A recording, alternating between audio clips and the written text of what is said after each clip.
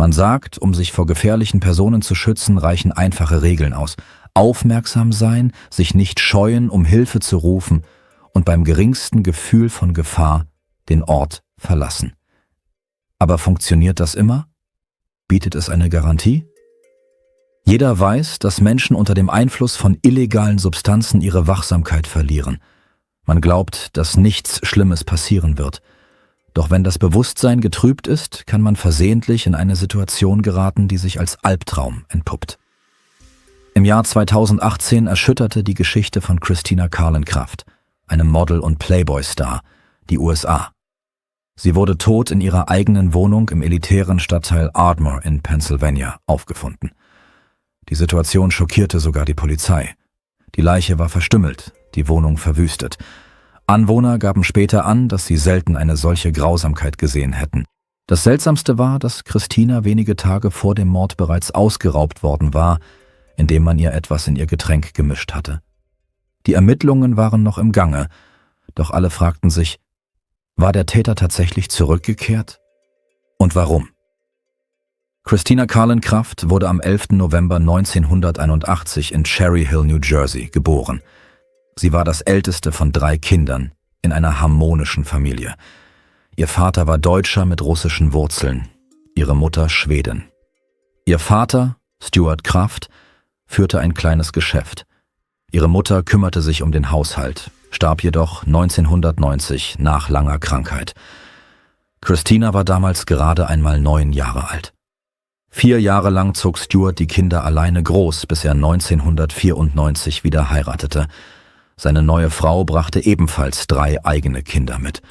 So vergrößerte sich die Familie schlagartig. Glücklicherweise fand die Stiefmutter schnell einen gemeinsamen Nenner mit den Kindern und es gab keine Konflikte. Christina war seit ihrer Kindheit das Zentrum jeder Gesellschaft. Unbeschwert, fröhlich und mit einem ansteckenden Lachen.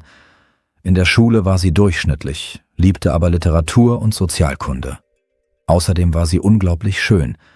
Schon als Teenager sagten alle, ihr Platz sei auf den Titelseiten von Zeitschriften, und sie selbst war derselben Meinung. Noch während der Schulzeit begann sie, zu Castings zu gehen. Zunächst modelte sie für Werbung für Kleidung und Accessoires, erhielt jedoch keine großen Verträge. 1999, nach ihrem Schulabschluss, zog sie nach Atlantic City, fand eine Stelle als Kellnerin in einem Casino und begann ein Studium zur Innenarchitektin. Sie mochte die Atmosphäre des Nachtlebens, die Aufmerksamkeit und die Scharen von Bewunderern. Sie ging leicht Beziehungen ein. Männer waren bereit, wahnsinnig viel Geld für sie auszugeben. Im Jahr 2005 lernte sie, während sie im Restaurant des Borgata Hotels arbeitete, den erfolgreichen Bankier Alex Chase Kotel aus Wall Street kennen. Sie waren bis zu ihrem Tod im Jahr 2018 zusammen und planten sogar eine Hochzeit. Doch Christina gab ihren Traum von einer Modelkarriere nicht auf, verschickte Portfolios und fand schließlich einen Agenten. Auf Modelham lautete ihr Profil: Brünette mit grünen Augen, olivfarbene Haut, russisch-deutsche und schwedische Wurzeln. Interessanterweise war unter Wohnort New York angegeben, obwohl sie dort nicht lange gelebt hatte. Christina sagte oft, dass sie es liebte, zu reisen, Menschen kennenzulernen und mit gewagten, manchmal sogar skandalösen Looks zu experimentieren. Sie willigte in Fotoshootings in Bademode und Unterwäsche ein und war bereit, in jeden Bundesstaat zu fliegen, wenn das Projekt es wert war. Ab Mitte der 2000er Jahre wurden solche Angebote zahlreicher. Sie unterzeichnete einen Vertrag mit der Schmuckmarke David Yurman, posierte für Victoria's Secret und lief sogar gemeinsam mit den Top-Models der Marke über den Laufsteg. Christina arbeitete im Bereich Hochglanzmagazine und Haute Couture. Sie knüpfte Kontakte zu bekannten Designern und Fotografen. Mit der Zeit erschien ihr Gesicht in Maxim, Harper's Bazaar, Cosmopolitan, Glamour und anderen Magazinen. Doch ihr größter Traum war immer der Playboy, auf das Cover und die zentrale Doppelseite zu kommen. Lange Zeit gelang ihr das jedoch nicht. Schließlich wurde ihr im Frühjahr 2008 angeboten, Model der Woche zu werden. Ein Foto und ein kurzes Interview wurden veröffentlicht, doch das Cover ging an eine andere, jüngere. Christina war damals 27 Jahre alt. Für die Modelbranche galt dieses Alter bereits als vergleichsweise hoch, aber sie gab nicht auf. Sie ging zu Partys in der Playboy-Villa, war mit Hugh Hefner befreundet und trat sogar in einer Reality-Show auf. Nach dem Playboy ging ihre Karriere jedoch bergab. Einige Marken wandten sich wegen zu freizügiger Fotos von ihr ab. Es gab weniger Aufträge. Christina liebte Partys, exklusive Events, teure Lokale und angesagte Clubs. Sie ging gerne aus, doch Alkohol tat ihr nicht gut. Im betrunkenen Zustand konnte sie sich provokativ verhalten und Konflikte provozieren. Im März 2016 feierte das 34-jährige Model in der Swanky Bar in Manhattan. Nachdem sie zu viel getrunken hatte, weigerte sie sich, eine Flasche edlen Alkohols zu bezahlen und behauptete, sie habe diese nicht bestellt. Die Situation spitzte sich zu. Christina sorgte für einen Skandal, der die Aufmerksamkeit der Gäste auf sich zog. Als der Manager versuchte, sie zu beruhigen, schlug sie ihn. Der Fall landete vor Gericht. Christina behauptete, der Manager Sergei Anukin habe sie zuerst geschubst und sie habe sich lediglich verteidigt. Doch die Aufnahmen der Überwachungskameras zeigten, dass sie den Streit begonnen hatte. Letztendlich wurden die Vorwürfe gegen den Mitarbeiter fallen gelassen und das Model entschuldigte sich öffentlich. Anfang 2018 war Christinas Karriere fast zum Erliegen gekommen. Mit 36 Jahren erhielt sie nur noch selten Angebote für Fotoshootings, aber große Projekte gab es nicht. Dann machte Alex ihr einen Heiratsantrag und sie nahm ihn freudig an. Das Paar begann, sich auf die Hochzeit vorzubereiten, träumte von Kindern und zog in die ruhige Kleinstadt Ardmore in Pennsylvania mit weniger als 16.000 Einwohnern. Sie kauften eine Wohnung in einer Luxuswohnanlage in der ruhigsten Gegend. Doch für Christina war es schwer. Die mondänen Partys gehörten der Vergangenheit an und statt Dreharbeiten und Reisen gab es nun Hausarbeit. Sie vermisste ihr früheres Leben und begann, in einen der wenigen örtlichen Clubs zu gehen, wo sie sich bei Cocktails und Tanz austobte. Alex hatte nichts dagegen. Er verstand, wie schwer es ihr fiel und begleitete sie manchmal. Am Freitag, dem 17. August 2018, flog Alex für eine Woche auf Geschäftsreise nach New York. Am Abend ging Christina in den Club, um sich zu entspannen. Sie trank ein paar Cocktails, dann kam ein Fremder auf sie zu, begann ein Gespräch und bot ihr an, ihr einen Drink zu spendieren. Unmittelbar nachdem sie das Getränk angenommen hatte, entstand eine Gedächtnislücke. Am nächsten Morgen wachte Christina mit starken Kopfschmerzen auf. Sie lag völlig desorientiert auf dem Boden. Zunächst begriff sie gar nicht, wo sie sich befand und was geschehen war. Mit Mühe rappelte sie sich auf, sah sich um und erkannte mit Erleichterung ihre Wohnung. Nur daran, wie sie hierher gekommen war, konnte sie sich überhaupt nicht erinnern. Nach und nach kehrten die Erinnerungen bruchstückhaft zurück. Sie wusste ganz genau, dass sie nur 2 Cocktails getrunken hatte. Das hätte eindeutig nicht für einen solchen Filmriss gereicht. Dann tauchte das Bild des Fremden und des Martinis auf, den er ihr angeboten hatte. Danach Dunkelheit. Es wurde ihr klar, dass jemand etwas in ihr Getränk gemischt hatte. Aber warum? Was wollte dieser Mann? Als Christina wieder auf die Beine kam, erwartete sie ein weiterer Schock. Die Wohnung war völlig auf den Kopf gestellt. Ihr gesamtes Bargeld, ihre Kreditkarten, ihr Schmuck und mehrere teure Designer-Handtaschen waren verschwunden. Am schlimmsten war jedoch das Fehlen ihres Schlüsselbunds. Das bedeutete, dass derjenige, der das angerichtet hatte, jederzeit zurückkehren konnte. Christina selbst war glücklicherweise unversehrt geblieben. Nur die schrecklichen Kopfschmerzen von der unbekannten Substanz plagten sie. Keine blauen Flecken, keine Kratzer, die Kleidung war unversehrt, doch die Angst, dass der Täter wieder auftauchen könnte, ließ sie nicht los. Noch am selben Tag erstattete sie Anzeige bei der Polizei, doch den Ermittlern bot sich kaum ein Anhaltspunkt. Der Einbrecher hatte Handschuhe getragen, niemand hatte die Karten benutzt und Christina konnte den Verdächtigen aufgrund ihrer Gedächtnislücke nicht beschreiben.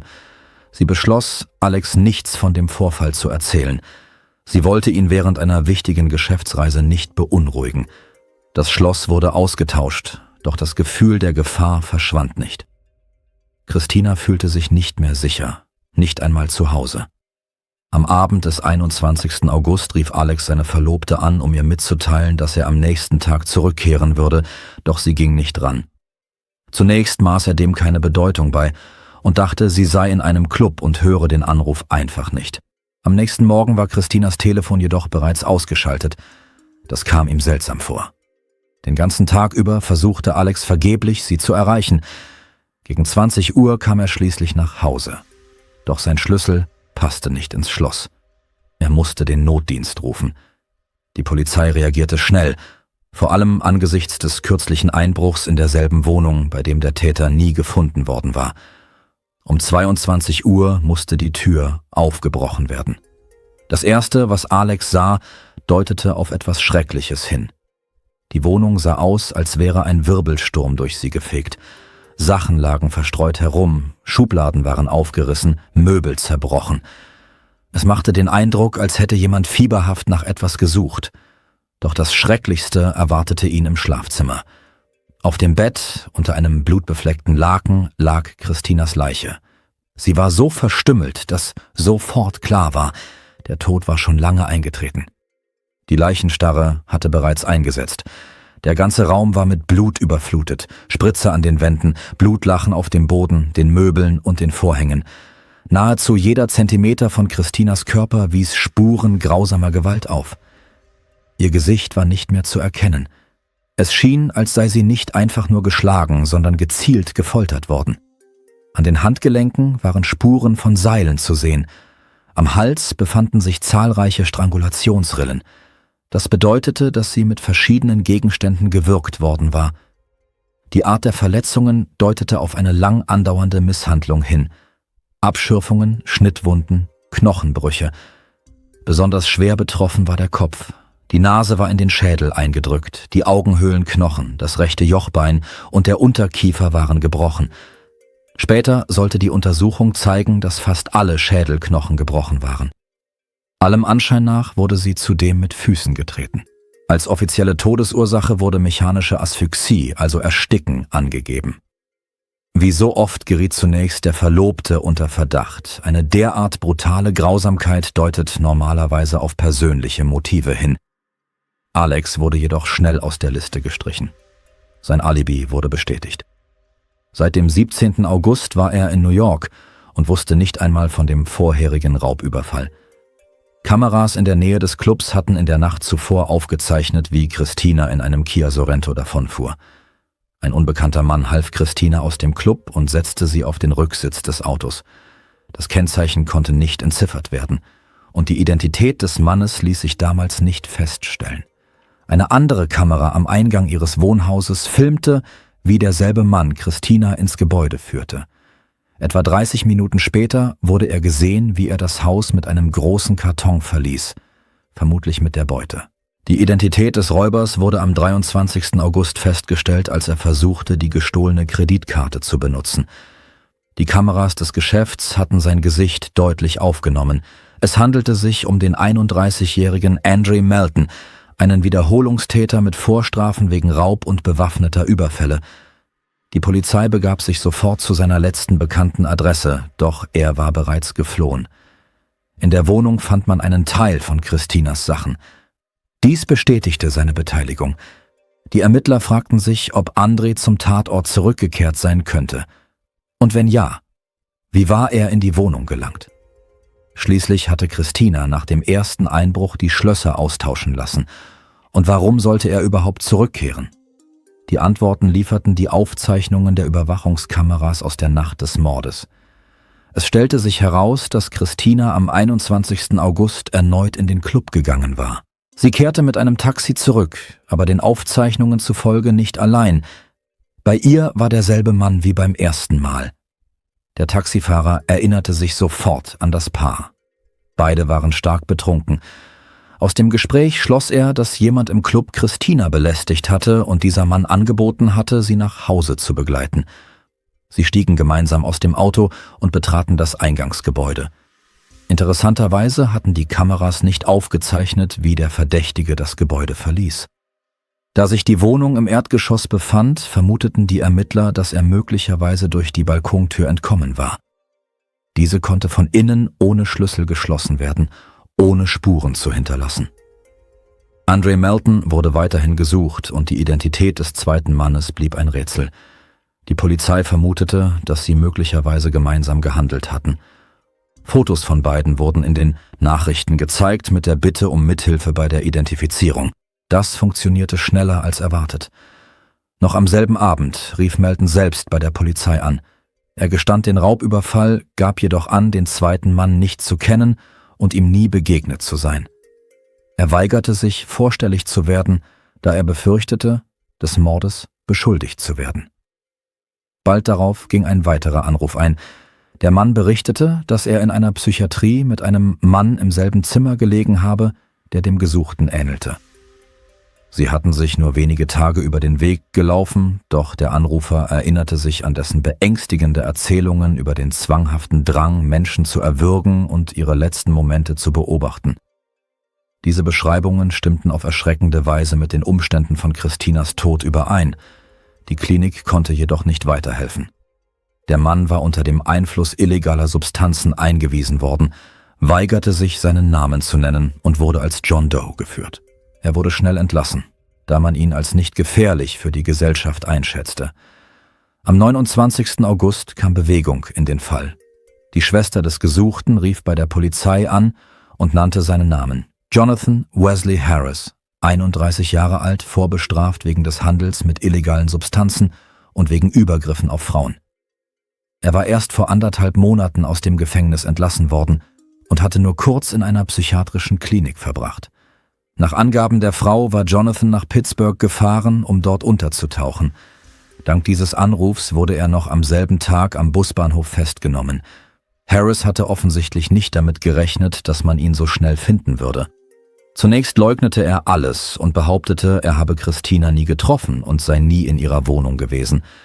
Als man ihm jedoch die Aufnahmen der Überwachungskameras zeigte und die Aussage des Taxifahrers vorlas, begann er, seine Version zu ändern. Nach Harris' neuer Version hätten sie sich in einem Club kennengelernt. Angeblich habe Christina ihn gebeten, sich als ihr Freund auszugeben, um einen aufdringlichen Verehrer loszuwerden. Dann hätten sie zusammen getrunken und, wie er behauptete, illegale Substanzen konsumiert.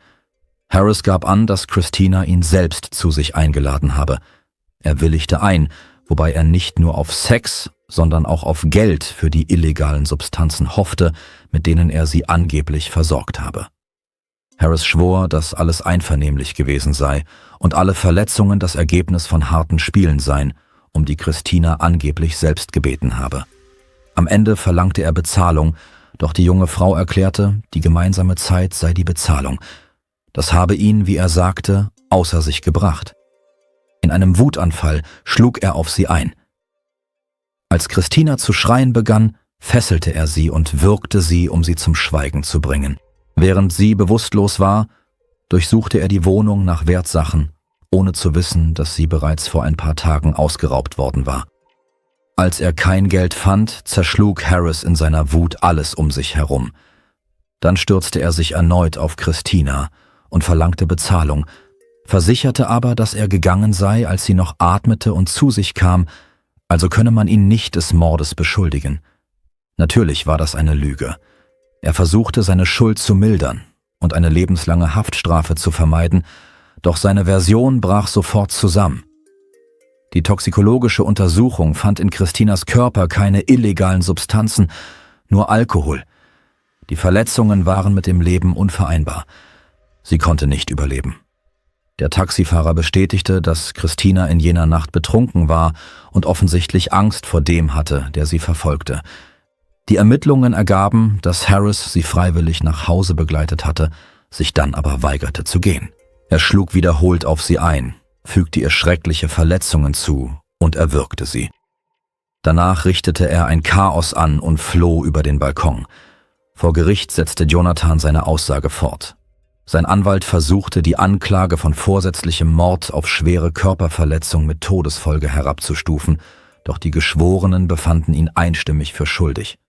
Das Urteil lautete auf lebenslange Haft ohne Anspruch auf vorzeitige Entlassung. Andre Melton wurde erst im Januar 2019 nach einem erneuten Raubüberfall in einem Nachbarstaat gefasst. Unter Berücksichtigung aller Vorfälle wurde er zu 22 Jahren Haft verurteilt.